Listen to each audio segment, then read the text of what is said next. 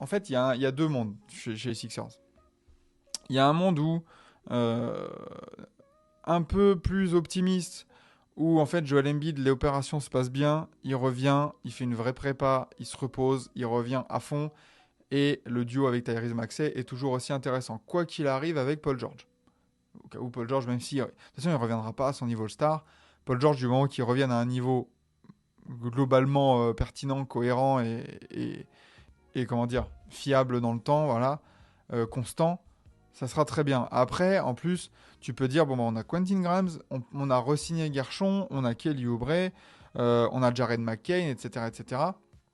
Il y a il y a un scénario où les Sixers, ça se passe bien, et en fait, on se rend compte l'année prochaine, putain, ils ont une super équipe.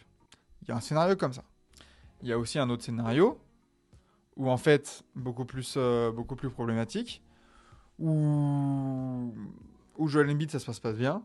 Euh, Paul George continue de faire plus de podcasts que de matchs. Euh, Gershon, il se casse. Quentin Grimes, il se casse. Et du coup, tu te retrouves avec juste des gros contrats et aucune cohésion, aucune construction d'équipe cohérente.